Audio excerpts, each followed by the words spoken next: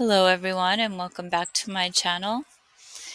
It's a cold and wet Sunday here in North Florida, but I hope wherever you are it's sunshiny and bright. Today I'm just going through some of my old newspaper articles, and I'm not exactly sure when these are from because somehow I renamed them and I did not save the actual year that they were from, but they're interesting, so I just wanted to go through them on this video. This one's called On a Comet's Tail, Theory that Man Originally Came from Mars, Professor Wiggins' Argument. The Canadian Oracle says there is abundant evidence to warrant his conclusions. Eve, he figures, was whisked through space in this way, and then all the trouble began. The phenomena of showers of fishes and falling meteors. An interesting scientific argument. Special to the Republic, Ottawa, Ontario, August 19th. Professor Wiggins has a theory that man originally came from Mars on the tail of a comet. There is, in addition, the professor says, overwhelming evidence that Eve found her way here in the same manner. I have no time now to enter into a detailed discussion on this point, said Professor Wiggins, but I believe the serpent that beguiled Eve and caused all of our woe was a comet. The professor was found in his little observatory at Britannia, his summer home by Lake des Chenets. You know, he said, the greatest power in nature is electricity, and it is a law that like electricities repel and unlike attract. In other words, if two bodies are highly charged, they repel each other. But if one is charged and the other is not, nor slightly so, they attract each other. If you were to charge two common balls to a high degree of tension and place them apart in pure space, they could never fall together. But if one were positive and the other negative, they would rush together and become one. The Earth as a planet and all the other heavenly bodies are positively and enormously electrified, which prevents their coming into collision with one another. Mel something, Nisa, and several other asteroids cross and recross the orbit of Mars but never fall upon that planet. Professor von Niesel investigated the path of the great meteor seen at the same moment in Austria and Italy July 7, 1802, and found it was directed upward and away from the Earth, having been shot off into space by the electric force of our globe. The Sun's atmosphere. The Sun's atmosphere is the most powerful electric force in the solar system. When a comet is near him and has become charged, it is driven away into space at the rate of millions of miles an hour and is sometimes absent a century. But when it has parted with its electrical force sufficiently to become negative to the sun, it is attracted back again by the law of unlike electricities. A highly electrified comet will gather up negative meteoric stones near its path and force them after it through space. Here is a black thundercloud coming down from the mountains. Its electric power is very great, and it is almost perfectly isolated by the dry, non-conducting air between it and the earth. If it meets with no conductor stretched across its path, it will travel hundreds of miles and water the fields beneath it. Push a wire from the earth upward into the cloud, and the latter will fall to the earth like a lump of lead, or stretch wires across its path, and it will dissipate and disappear in a few minutes. This is why telegraph and telephone wires produce drought. But suppose the cloud to retain its electric power and to pass over shallow marshes and low grounds, what will happen? Its electric force will attract negative small bodies like fishes, frogs, small shells, and worms and force them up into the cloud, where they will remain till the cloud loses its electric power, when they will be distributed over the fields below. This is why these little animals are found on pavements and in water tanks after a shower, and which accounts for the presence of trout and all sorts of fishes in lakes and brooks hundreds of miles from the sea. A shower of shells. A few months ago there was a shower near the city of minute shells, which are only found minute shells, which are only found in Florida, and on March 19, 1890, during a thunderstorm in France near Dijon, the grass was covered with black and yellow worms from 1 to 3 inches long that had been brought, savants supposed, from some tropical climate. At all events, they were foreign to Europe. Now, if a thunderstorm could travel from Mars to the Earth, might it not carry similar small animals from that planet to ours? Yes, but thunderclouds do not travel from Mars to the Earth. Quite true, but there are other bodies that do travel between Mars and the Earth that are a million times more highly charged electrically than a thundercloud. Comets. How do you know they are highly charged? I know it because Biela's comet was seen to burst into two parts in 1847, and since that period, the two hemispheres have gradually receded from each other, and they are now entered in the catalogue as two distinct comets. Ephorus, a Greek writer before the Christian era, mentions a similar phenomenon. This recession of the parts could only have been due to their being both highly charged with like electricities. Then, when comets cross the Earth's orbit near the Earth, shoals of meteors fall through our atmosphere, showing they have followed the comet through space by electric attraction. A body at one time far away from the sun and again near him must undergo enormous expansion and contraction, which would generate powerful electric action. Fall of millions of meteors. In 1872 and 1886, when a comet was crossing our orbit, millions of meteors fell to the Earth. Some of these were examined by Dr. Hahn, the eminent German geologist, who found they contained a series of organic remains as chitinoids, sponges, and corals in all 50 species. These must have come from another world possessing an atmosphere and producing animal life, for we have nothing like them on the Earth.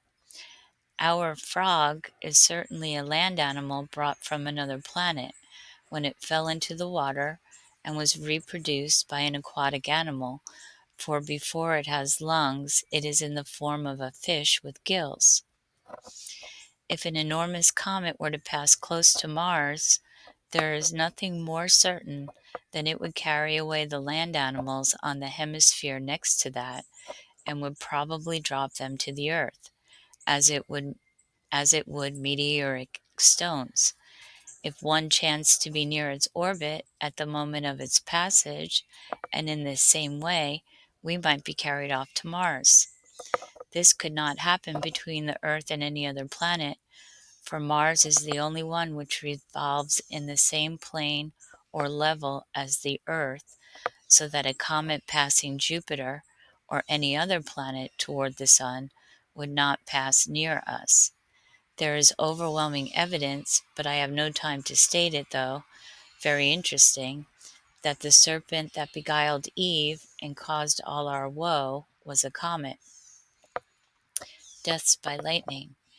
A great many people are killed every year by lightning. Could not this be prevented?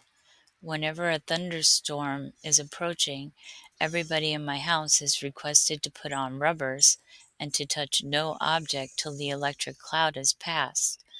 If people everywhere would do this, there would never be any deaths from lightning. You seem to be a firm believer in the Bible. I am generally regarded as a free thinker, which I prefer to be rather than a slave thinker. I believe the Bible to be the most truth-telling book that was ever written. For forms and errands, let graceless zealots fight. His can't be wrong, whose life is in the right, quoted Professor Wiggins to end the interview. Well, that's one interesting theory. I don't know if I believe that, but I mean, in this crazy world, anything is possible. So then I had these earthquakes in the 1700s. So this must be, I think, from the late 1700s, because you can tell the F's, the S's used to be F's. So I'll try to read through this real quick. In the beginning of the last century, there was a terrible earthquake, which in a quarter of an hour laid the whole country of Peru in ruins, to the extent of 300 leagues long and go wide. Palermo in Sicily was nearly destroyed by an earthquake, and 600 people lost their lives, A.D. 1726. 4 whole provinces in China were swallowed up by an earthquake, 1731. Alvino, a city of Naples, was destroyed by an earthquake in 1732. Almost the whole kingdom of Chile, together with its capital, St. Iago, was swallowed up by an earthquake in 1730. Callao in Peru was destroyed by an earthquake when all the inhabitants perished excepting one man who was standing on an eminence, and to his relief the sea providentially threw a boat. That was in 1746. There was a terrible earthquake at Lima, which entirely destroyed that city, in which 5,000 people lost their lives. This earthquake continued from October 27th to November 20th, 1746. The city of Constantinople in Turkey was, in a manner, destroyed by an earthquake, and 3,000 inhabitants killed, 1754. 2/3 of the houses in Grand Cairo and 40,000 inhabitants were swallowed up in 1754. In 1755, most of the houses in Lisbon and 50,000 inhabitants were destroyed by an earthquake in about 8 minutes. This terrible earthquake extended no less than 500 miles, and at the Azores Islands, 10,000 people were buried by it. Damas in Barbary was nearly destroyed by an earthquake when 60,000 inhabitants perished, AD 1759. Truxillo in Peru was swallowed up by an earthquake, 1759. There was an earthquake at Martinico, which destroyed 1,600 persons, 1767. Guatemala in New Spain was entirely swallowed by an earthquake, and many thousands of its inhabitants perished in 1773. At Taurus in Persia, 15,000 houses were thrown down by an earthquake, and a great part of the inhabitants perished, 1780.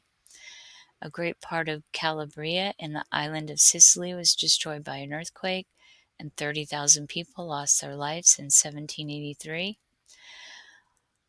I'm not even going to try that. Something in Turkey was destroyed by an earthquake, and 12,000 of the inhabitants were buried in the ruins, AD 1784.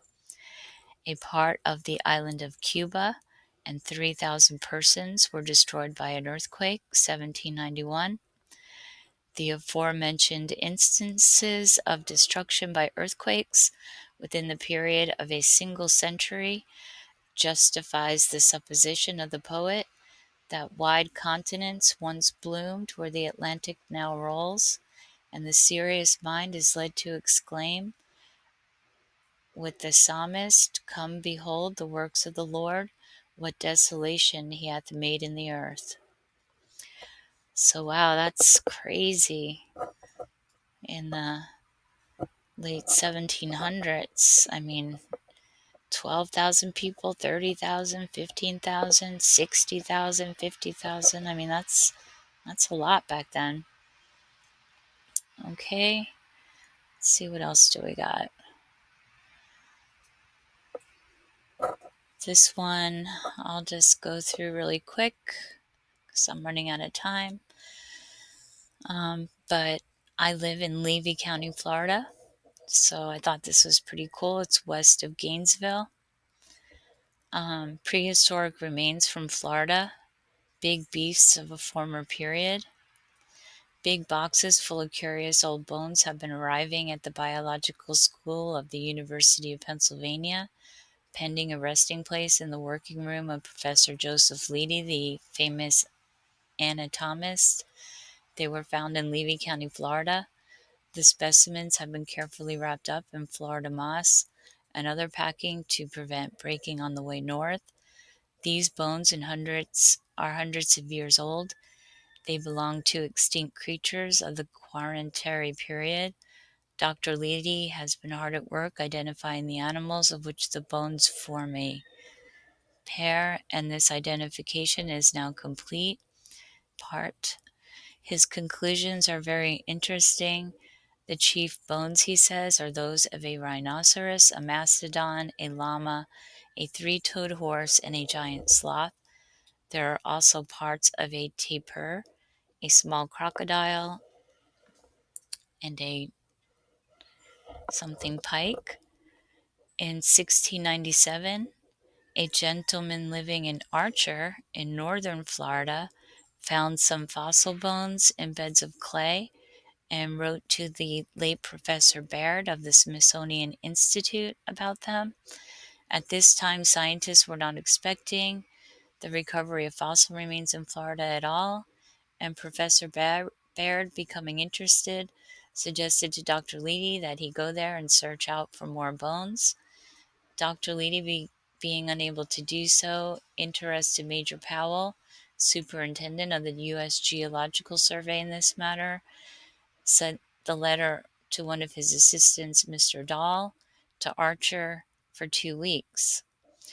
Dr. Levy identifies the rhinoceroses as a variety whose skeleton has never before been found in this country east of the Mississippi. It is about the size of the present Indian rhinoceros, but has tasks 8 inches long instead of 3 inches and was probably hornless. It lived in Florida in the Quaternary period, previous to the appearance of man. The mastodon, whose bones were found, Dr. Levy calculates to have been half as large again as the present Asiatic elephant, and a different species from the common mastodon, whose remains have been found in almost every state in the Union. One of the giant sloths, pronounced by Dr. Levy the Megatherion, was also as large as the Asiatic elephant. The only living sloth known, about the size of a terrier, is a tree animal. Dr. Levy is satisfied that the elephant, tiger, horse, and camel, being found in the same cave, lived at the same time, and thinks it is likely that the others have been brought to the spot by the tiger as its food. The finding of the bones of a horse is considered strong evidence that the common horse once existed on the continent and afterwards became extinct. These animals are also placed in the Quaternary period. Until these recent discoveries, the eyes of scientists had not been turned toward Florida in expectation of finding any fossil remains. European geologists are now on the qui vive to hear the descriptions of the animals just unearthed there. The Badlands, Dakota, and Bridger, Wyoming territory are 2 of the prominent fossil fields in the West. So there's 3 more articles, and since I'm almost out of time on this video, I might do another one today with some interesting petrified remains found. But until then, I hope you have a great day. Please like and subscribe. It would help the channel out greatly, and I really appreciate you. Thank you.